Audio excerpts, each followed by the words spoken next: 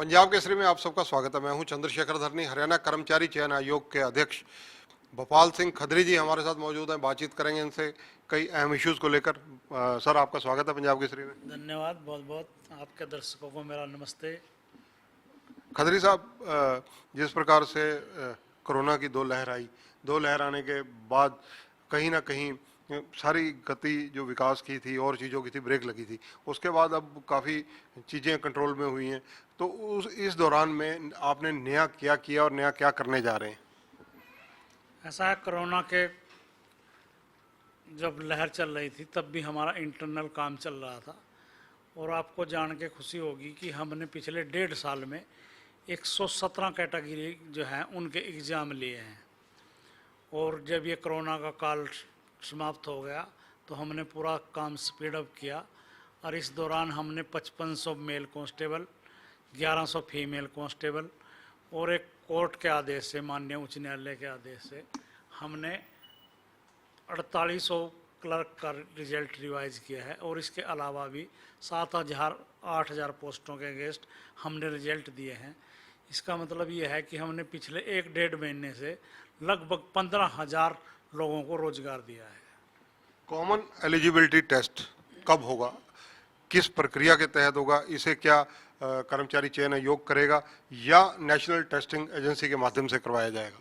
Common eligibility test जो है उसको आयोजित करने के लिए हमारा एनटीए से एग्रीमेंट हुआ है। और उन्होंने कहा है कि ये जो एग्ज़ाम है हम अगस्त में कराएंगे। और हमने उनको कहा कि आप अपनी पूरी तैयारियां रखिए और अगस्त में ये कंप्लीट कर दीजिए। चूँकि हमने 8 जुलाई तक जो है वन टाइम रजिस्ट्रेशन के लिए अपना पोर्टल खोला हुआ है। और 26,000 से ज़्यादा सिविल की और 6,000 पोस्टें पुलिस की हमने एडवर्टाइजमेंट करके कैंडिडेट से ये कहा है कि निकट भविष्य में ये भर्तियां होने जा रही हैं। जिन्होंने अभी भी सीईटी में रजिस्ट्रेशन नहीं किया तो वो कृपया 8 जुलाई तक कर लें और 15 जुलाई तक अपनी फ़ीस कन्फर्मेशन भी कर लें। उसके बाद हम एनटीए को पूरा आंकड़ा देंगे कि इसमें वन टाइम रजिस्ट्रेशन में कितने लोगों ने अप्लाई किया है। और पूरा उसके बावजूद ही वो 15-16 के बाद हमारे को डेट बताएंगे अगस्त के, किन डेटों में कर रहे हैं और कितनी शिफ्ट में कितने ज़िलों में और कितने केंद्रों पे कर रहे हैं। ये एनटीए हमारे को 15-16 तारीख तक जो है वो डेट घोषित कर देगी।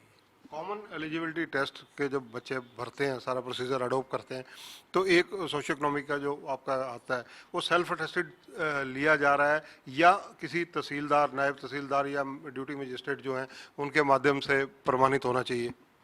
देखिए, इसमें जो है एप्लीकेशन देने वालों की संख्या बहुत ज़्यादा है, लाखों में है। तो हमने ये सोचा है कि तहसीलदार या गजेटेड ऑफिसर की बजाय अभी वो सेल्फ अटेस्टेड दे दे। क्योंकि अगर हम गजेटेड ऑफिसर या तहसीलदार एसडीएम से अनिवार्य करेंगे तो दफ्तरों में इस तरह के अटेस्टेशन करने वालों की भीड़ हो जाएगी। तो अभी तक तो ये सेल्फ अटेस्टेशन का ऑप्शन है। जब वो डीवी के टाइम पे आएगा, फर्दर अगले टेस्ट में आएगा, तब हम गजेटेड ऑफिसर, एसडीएम या तहसीलदार या एग्जीक्यूटिव मजिस्ट्रेट से अटेस्टेशन करा के ले आए, वो तब कंपलसरी करेंगे। अभी सिर्फ सेल्फ अटेस्टेशन चलेगा। पुलिस की भर्ती में देखा गया या दूसरी भर्तियों में भी कई में देखा गया कि बच्चों ने किसी और को बिठाकर परीक्षाएं दी। कई मामले पकड़े भी गए, कई मामले पकड़े भी जा रहे हैं, लगातार इसमें प्रयास चल रहे हैं। तो ये चीज़ों की पुनरावृत्ति ना हो, इन चीज़ों पर ब्रेक लगे, उसके लिए क्या कदम है? देखिए, ऐसा है, मैं खुले मन से स्वीकार करता हूँ कि 8 अगस्त को पिछले साल हमारा मेल कांस्टेबल का पेपर लीक हुआ था। इस लीक को और नकल को तो हमने पूरी तरह से काबू कर लिया है। मगर एक चैलेंज हमारे सामने ये जो सीटर वाला मामला है इनपर्सोनेशन का, कि दूसरे की जगह दूसरा परीक्षा दे, ये मामला हमारे अभी संज्ञान में भी आया है और ये एक हमारे लिए चैलेंज हो गया है। अभी हमने काफ़ी लोगों को पुलिस में भी पकड़ा है इस तरह की हरकत करते हुए, और अभी क्लर्क की जो डॉक्यूमेंट वेरिफिकेशन थी उसमें भी पकड़ा है। तो किसी हद तक हम कामयाब हुए हैं।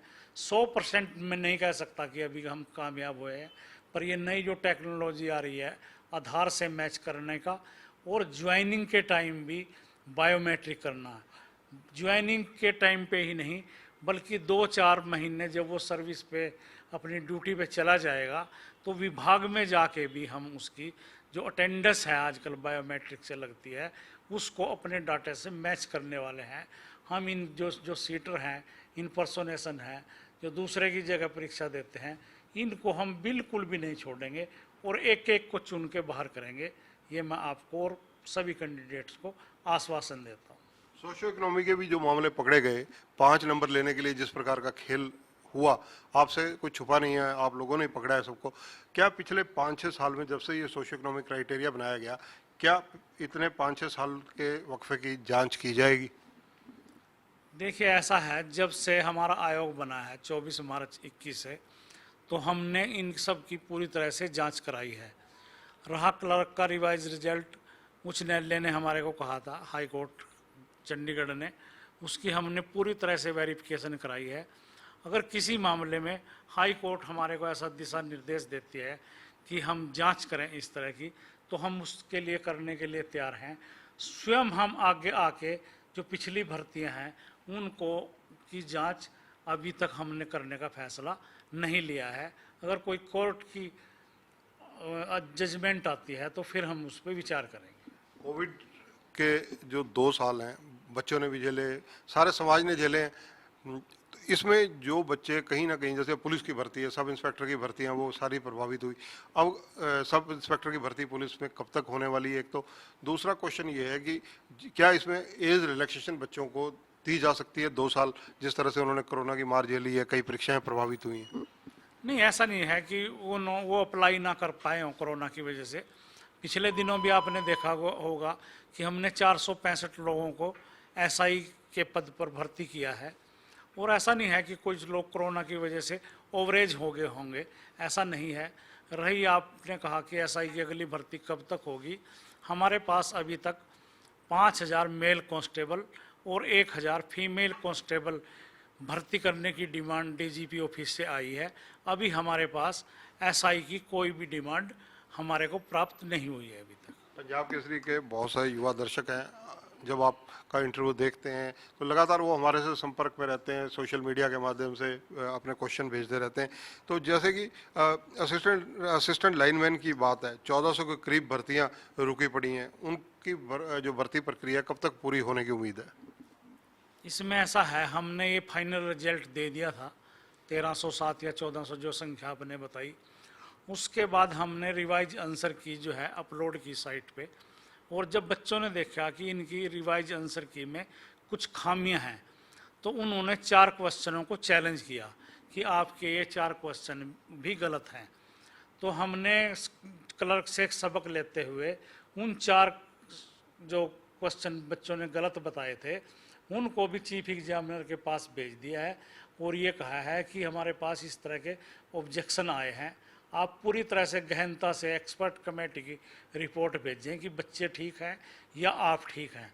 अगर हमारा एग्जामिनर किसी स्टेप पे गलत हुआ तो हम इस रिजल्ट को रिवाइज भी करेंगे और बहुत जल्दी करेंगे, 1 हफ्ते के अंदर अंदर करेंगे। इसमें बच्चों को पैनिक होने की ज़रूरत नहीं है। कुछ बच्चे रिजल्ट से रिवाइज होने से कुछ बच्चे आउट भी हो सकते हैं और कुछ नए बच्चे इसमें एंट्री भी कर सकते हैं। सोशियो इकोनॉमी का नया क्राइटेरिया जो फिक्स किया गया है वो क्या है? सोशो इकोनॉमिक के अभी तक 10 नंबर थे, तो ये बहुत ज़्यादा थे, हमको भी लगता था और सरकार को भी लगता था। और बच्चों ने एजिटेशन भी किया, प्रेजेंटेशन भी दी सीएम साहब को कि बहुत ज़्यादा हैं। और जो बच्चे मेरिटोरियस हैं, रिटर्न में जिनके अच्छे नंबर हैं, अगर उनके सोशो इकोनॉमिक के नंबर उनके पास नहीं है तो वो कहीं ना कहीं पिछड़ जाते हैं। तो सरकार ने हमारी अपील को मान लिया है और इस सोशो इकोनॉमिक के जो 10 नंबर थे इनको 5 नंबर कर दिया है। अब कोई ज़्यादा से ज़्यादा सोशो इकोनॉमिक के अगली भर्तियों में, अगली में कह रहा हूँ, मैं दोबारा कह रहा हूँ कि अगली भर्तियों में मैक्सिमम 5 नंबर ले पाएगा 10 की बजाय। तो सोशियो इकोनॉमी का जो क्राइटेरिया कॉमन एलिजिबिलिटी टेस्ट के दौरान भी देखा जाएगा और जो बच्चा पार्टिसिपेट करेगा एग्जाम में उसमें दोनों जगह देखा जाएगा या एक ही जगह देखा जाएगा? जो ग्रुप डी की भर्ती है उसमें सिर्फ ये सोशो इकोनॉमिक का जो है वो सीईटी के टाइम ही देखा जाएगा 5 नंबर का। और जो हमारी अगली भर्ती हैं दूसरी सी क्लास की, उसमें डीवी के टाइम भी सोशो इकोनॉमिक का क्राइटेरिया हम जांच करेंगे उसकी। कई जो बच्चे हैं उनकी तरफ से ये कहा जा रहा है कि जो सोशियो इकोनॉमी का मामला है, ये कहीं ना कहीं एंटी मेरिट का भी काम करता है। जैसे एक ग्रुप डी के बच्चा है, उसकी सिलेक्शन होगी या उसके किसी परिवार में से होगी, दूसरे को रोजगार के वक्त वो 5 नंबर का उसको घाटा रहता है। ये बात आपकी सही है कि जो मेरिटोरियस बच्चे हैं उनको घाटा रहता है, मगर सरकार की मंशा इसमें बिल्कुल साफ है। उनका सोचना ये है कि जिनके घर में आज तक कोई नौकरी नहीं आई उनको भी थोड़ी सी प्राथमिकता मिल जाए, या कोई फादरलेस की वजह से उसका बचपन जो है वो सफ़र किया है, कठिनाइयों से गुजरा है, अगर उसको भी थोड़ी सी वेटेज दी जाए तो सरकार की मंशा जो है वो तो साफ है। एक अंत्योदय की मंशा है कि जो बिल्कुल नीचे बैठा हुआ आखिरी पंक्ति में है उसको भी आगे लेके आए। तो ऐसी भावना के साथ शायद ये 5 नंबर सरकार ने निर्धारित किए। एलिजिबिलिटी टेस्ट से पहले जो देखा जा रहा था कि जो परीक्षाएं रद्द हुई हैं, आपने कहा था कि उनका जल्दी पोर्टल बनाया जाएगा, उनकी जो फीस है वो रिफंड की जाएगी। इसमें कहाँ तक तेजी पकड़ी गई? क्या कोई पोर्टल बनाया गया या आने वाले दिनों में बनेगा? नहीं, हमने देखो जो विड्रॉल की थी पोस्टें सरकार ने, या हमने विड्रॉल की थी, अब हमने दोबारा से उन पदों को विज्ञापित कर दिया है। सीईटी के उस डेट से क्लोज होने से पहले उनको विज्ञापित कर दिया है, और बच्चों को ये कहा है कि आपने जो जिस टाइम आपने भरा था, जो फीस भरी थी, उसको वापस लेने का आप क्लेम कर सकते हैं, या जो सीईटी की 500 रुपये फीस है उसमें आप इसको एडजस्ट करवा सकते हैं। तो ये ऑप्शन खुला हुआ है।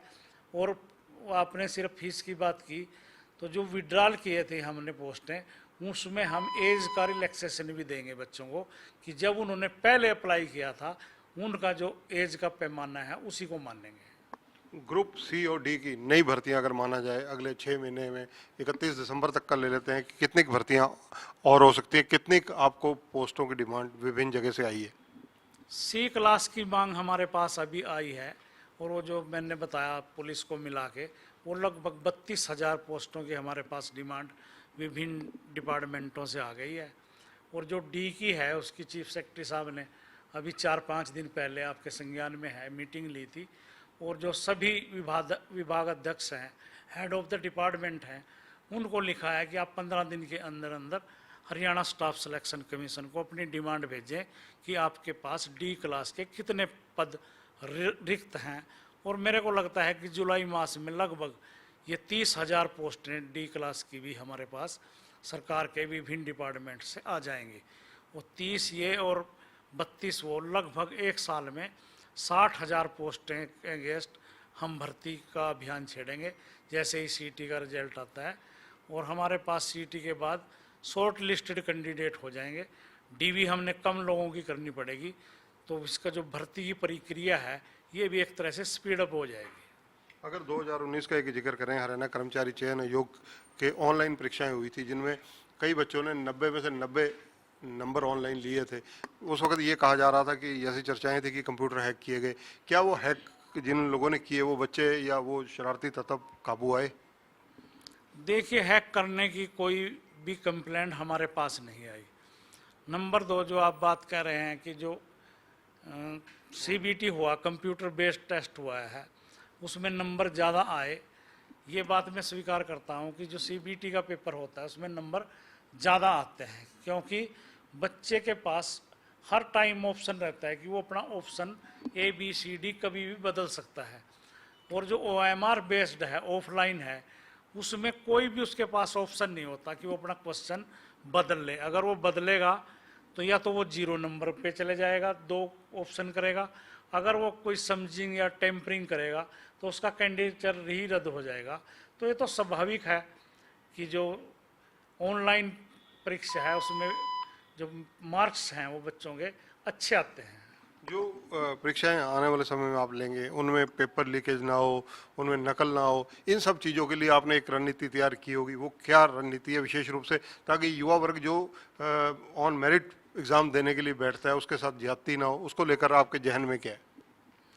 देखिए, ऐसा है, हमारे पास जो कंप्लेंट आई थी पहले भी, जो पेपर लीक हुआ था वो प्रेस से लीक हुआ था, तो उसकी हमने एक हल निकाला है कि हम एक की बजाय 3-4 सेट छपवाएंगे और अलग अलग प्रिंटिंग प्रेस से दूर से कहीं से वो छपवाएंगे, ताकि वहाँ पर आम आदमी की अप्रोच ना हो। और वो हमको पता होगा कि हम 15 मिनट पहले ही अपने स्टाफ को बताएंगे कि इन 3 सेटों में से या 4 सेटों में से आपने कौन सा सेट खोलना है। तो नकल की जो बात है, अगर कहीं पेपर लीक हुआ तो एक ही पेपर लीक होगा, या 2 सेट लीक हो जाएंगे, तो तीसरा चौथा चारों ही लीक हो जाएं, ऐसा तो संभव नहीं है। तो इस तरह की हमने कई रणनीति हैं जो कॉन्फिडेंशियल भी हैं, भी हम डिस्प्ले नहीं कर सकते। तो इस तरह की है कि नकल नहीं हम होने देंगे। धन्यवाद। तो ये हैं भोपाल सिंह खदरी, हरियाणा कर्मचारी चयन आयोग के अध्यक्ष हैं। इनका कहना है कि 60,000 के करीब जो भर्तियां इस वर्ष के अंत तक हो जानी चाहिए, उसके प्रयास चल रहे हैं। विभिन्न डिपार्टमेंटों से इसके लिए डिटेल मांगी जा रही है और जिन डिपार्टमेंटों की आ गई उन्हें इम्प्लीमेंट भी किया जा रहा है। कॉमन एलिजिबिलिटी टेस्ट के बारे में भी इन्होंने जो नीति बनी है उसके बारे में बड़ा स्पष्ट किया, और किस एजेंसी ने लेना है वो भी सब उन्होंने बताया है। कैमरामैन संजय सिंह के साथ चंद्रशेखर धरनी, पंजाब केसरी टीवी, चंडीगढ़।